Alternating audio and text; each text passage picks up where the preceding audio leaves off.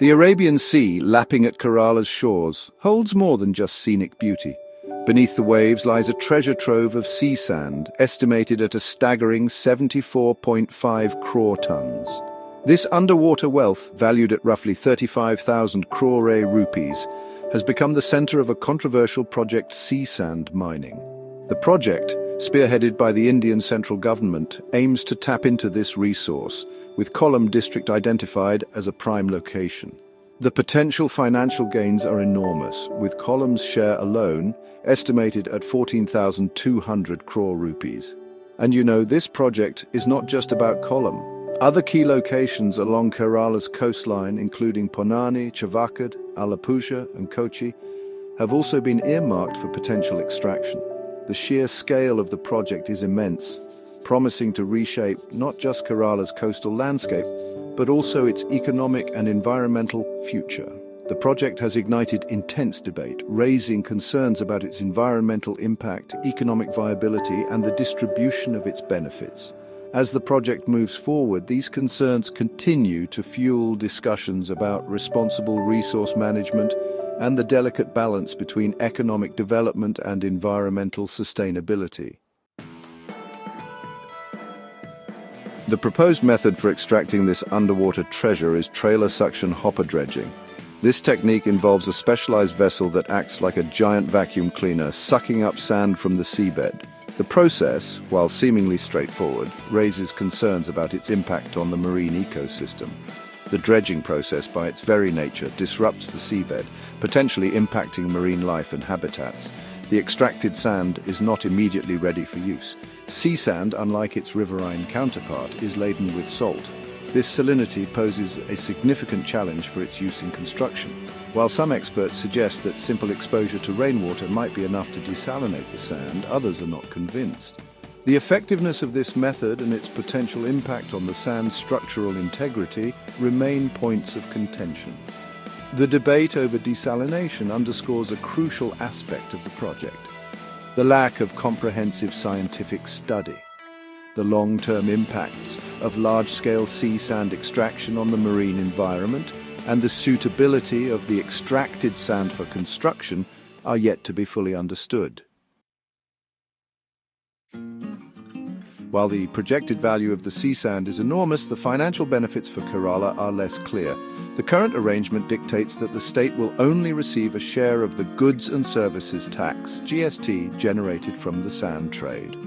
This raises concerns about equitable benefit sharing, as the lion's share of the revenue from royalties will go directly to the central government, bypassing the state where the resource is located. The average price per ton of sea sand has been fixed at 470 rupees by the Indian Bureau of Mines, IBM. This pricing structure, however, has been criticized by some experts, who argue that it undervalues the resource and fails to adequately compensate the state for its extraction. This financial arrangement has sparked a debate about resource ownership and the distribution of benefits. Critics argue that the current model deprives Kerala of its rightful share of revenue from its own natural resources. This raises questions about the fairness and equity of resource extraction projects and their impact on regional development. Beyond the financial and environmental considerations, the project presents formidable logistical hurdles. Kerala, with its densely populated coastline, offers limited space for storing and processing the massive quantities of sand that will be extracted. This spatial constraint necessitates innovative solutions, potentially involving the transportation of the sand to other areas within or even outside the state. The transportation of such vast amounts of sand presents its own set of challenges. It would require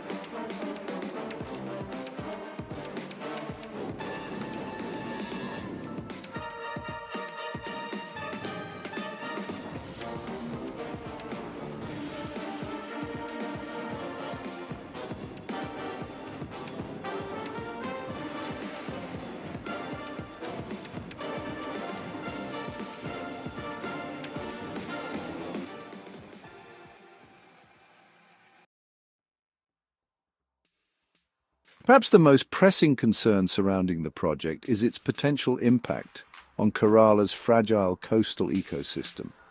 The seabed, Far from being an inert landscape, is a vibrant ecosystem teeming with life. The dredging process, which involves scouring the ocean floor, could have significant and potentially irreversible consequences for this delicate ecosystem. The lack of a comprehensive environmental impact study further amplifies these concerns. Without a thorough understanding of the potential long-term ecological consequences of large-scale sea sand extraction, the project moves forward shrouded in uncertainty. The potential for habitat destruction, alteration of ocean currents, and impacts on marine life are just some of the environmental risks that need to be carefully evaluated. The absence of a scientific study to assess these risks raises serious questions about the project's sustainability and its potential impact on Kerala's coastal environment. A sea of change climate concerns loom large. The sea sand mining project is being undertaken against a backdrop of increasing climate change impacts. The Indian Ocean in recent years has witnessed a surge in the frequency and intensity of cyclones, a stark reminder of the changing climate's wrath. The extraction of vast quantities of sand from the seabed could exacerbate these impacts, potentially making the coastline more vulnerable to erosion and flooding. The Intergovernmental Panel on Climate Change, in its dire warnings, has highlighted the increasing risks of sea level rise and extreme weather events. The extraction of sea sand by altering the seabed topography could potentially disrupt natural coastal protection mechanisms, further increasing the vulnerability of coastal communities. The project's timing, coinciding with these escalating climate risks, raises serious questions about its long-term viability. The potential for increased coastal erosion, flooding and damage from cyclones adds another layer of complexity to the already multifaceted environmental concerns.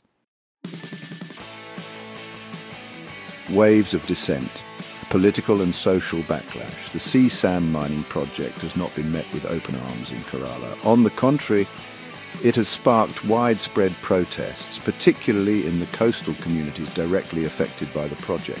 Local residents, fisherfolk and environmental activists have voiced their concerns about the potential environmental damage and the perceived lack of transparency in the project's implementation.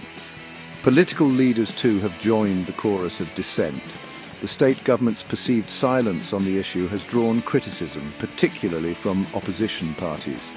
The recent amendment to the Offshore Areas Mineral Act, which grants the central government greater control over mining activities in coastal waters, has further fueled these concerns. The project has become a political flashpoint exposing the tensions between the central and state governments over resource control and environmental protection. The protests and criticisms highlight the need for greater dialogue and engagement with local communities and stakeholders to address their concerns and ensure that the project, if it proceeds, does so with their consent and participation. Global echoes lessons from troubled waters. The concerns surrounding Kerala's sea sand mining project are not unique. Around the world, similar projects have been met with resistance and have often resulted in significant environmental and social consequences. The insatiable global demand for sand, a key ingredient in concrete and other construction materials, has led to rampant and often unsustainable mining practices. Indonesia's experience with sea sand mining serves as a cautionary tale.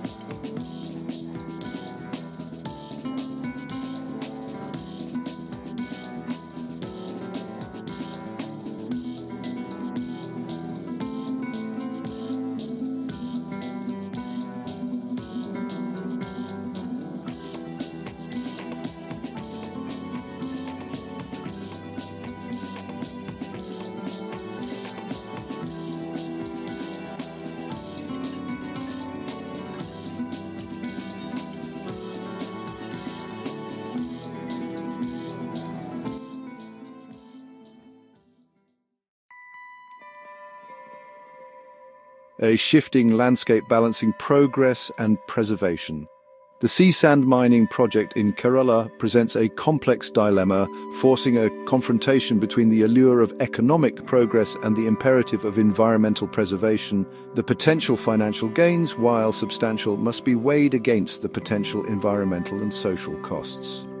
The project highlights the need for a more nuanced approach to development, one that goes beyond a narrow focus on economic growth and embraces a more holistic perspective that considers the long-term well-being of both people and the planet. The future of Kerala's coastal landscape hangs in the balance.